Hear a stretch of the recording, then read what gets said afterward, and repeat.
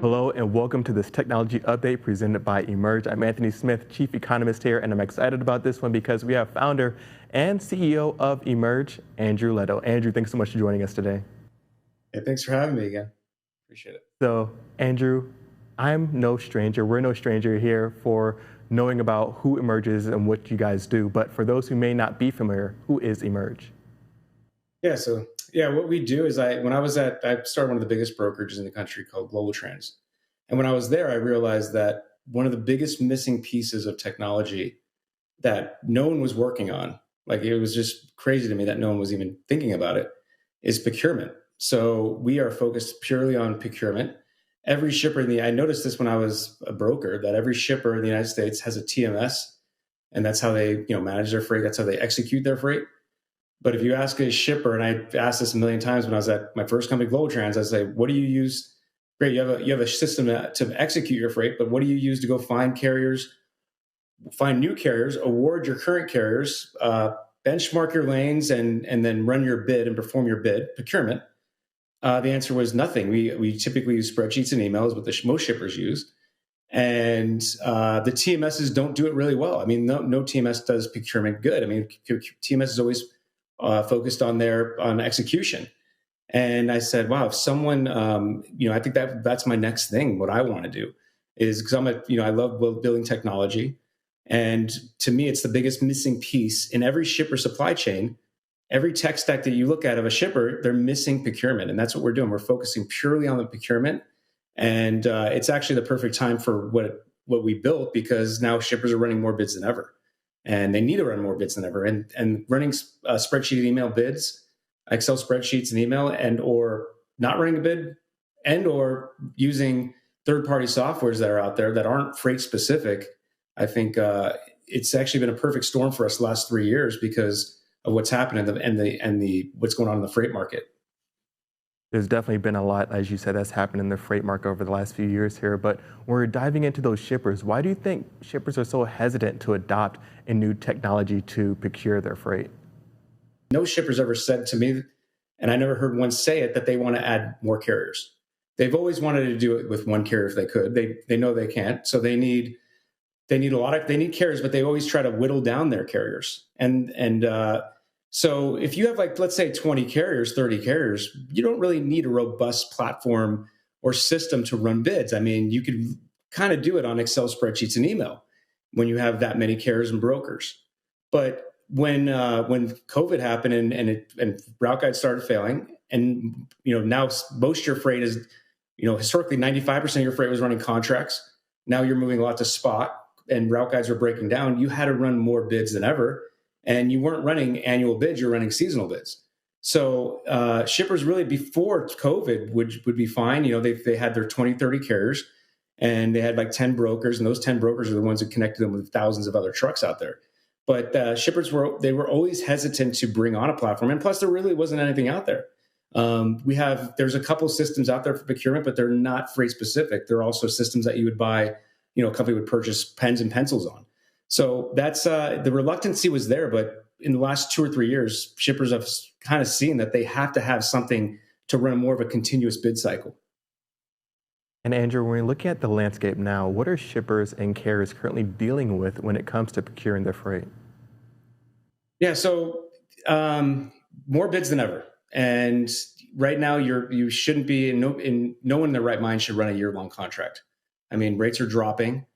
So you have to run a bid, and you have to run like maybe a 3 or 6 month bid on a lot of your freight. Some of the biggest shippers that historically have run most of their freight on the annual bid are now running 3 month to 6 month contracts on that freight, because they know that in 3 years, rates are sky high right now, but they're moving downwards dramatically. So don't go lock in a year contract. So, the continuous bid cycle is now we're starting to see. And I really, people always say, and I think this is so wrong, that the RFP is dead. And I think that they're right up to a certain aspect.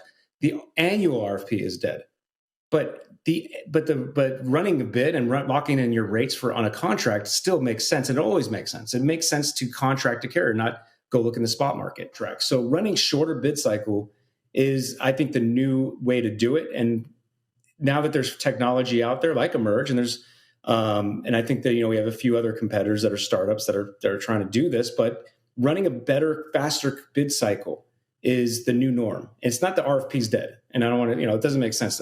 It'll never make sense not to lock capacity in, especially, you don't want to be looking for freight every day. It's very, very rare the spot market is better than the contract market. It is like happening sometimes, like even now you'll find better paying, spot market just got crushed and a lot of carriers are looking for spot. And so you could find better spot rates in some of your lanes, but it never makes sense to think about, I'm going to run all my bids, all my freight spots. So, and it's more hassle for you as a shipper. Andrew, that is some amazing insight and perspective that you just presented there. When we talk about some of that, actual diving into some of that data there, or really getting into the thick of it, there's always been that transparency that you hit on just earlier. When you look at something like benchmarking, why is that so important? Yeah, so I believe, and I didn't know this when I first started Emerge, but the most successful shippers that I've seen that run the best procurement and pay the least amount of rate or price and have the most efficient network of carriers are ones who benchmark. And the reason why you should benchmark, and there's great systems out there. You have FreightWaves, you have DAT, and this information is available for you to buy. You should not only benchmark, and most shippers, remember, they buy DAT and they buy FreightWaves, not really to benchmark the way I believe, which I'll say in a second is what you should use it for, but they buy the information so they could show their boss, hey, listen, rates are going up by 30. I mean, think about this. A year ago, I budgeted $1 billion for freight, and now I got to go to my CFO and tell him, no, we're going to pay $1.5 billion this year in freight. Well, the whole point of a benchmark, really in the shipper's eyes, the number one use case is to show my CFO, like, hey, yeah, we're paying extra $500 million in trucking this year, but I'm paying at market rates or below market rates, so give me a break. And that's what benchmarking has historically been mostly used for. But the way to really use benchmarking, in my opinion, is to not only for that, that's great. You should let people know, we're and see how you're doing in the market, but not just see how you're doing towards the market to use benchmarking. You should use benchmarking in correlation with your procurement. And what I mean by that is when you benchmark all your lanes, you should have them all your lanes indexed in a benchmark. If you see you're paying 10% below market, and you're about to go to bid, and we see rates are remaining flat in that lane, maybe you should ask for a contract extension from your carrier, or don't go to bid on that, or you're paying 10% below. Or maybe you should run, instead of if we see rates are dramatically dropping in a lane, like they are now in a lot of lanes, don't run a 6-month, run a 12-month. So what we use benchmarking at Emerge for is to, in correlation with shippers and procurement, is to let the shippers know how long and the duration of the bid. I believe that the perfect way to run it, the most efficient network that I've seen, are shippers who run monthly bids and they have and every quarter they have a quarterly bid, a 6-month bid, and a 12-month bid.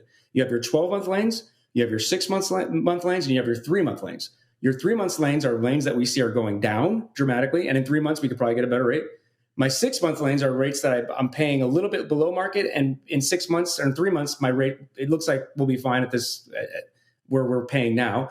And my 12-month lanes are lanes where I see that we're paying we're paying 10% below market. It looks like it's not dramatically going down. In 6 months or 3 months, I'm not going to get a better rate. Let's lock these rates in for 12 months. The only time that you should ever run a 12-month bid on all your freight is when rates are dramatically, like when COVID happened, like right after, when demand for trucking started getting taken. That's when you should lock your carriers in, and your rates is when you know that rates are going up. I mean, it just makes sense. But even though you do that, obviously you'll see it still fails, but that's how you get ahead of it.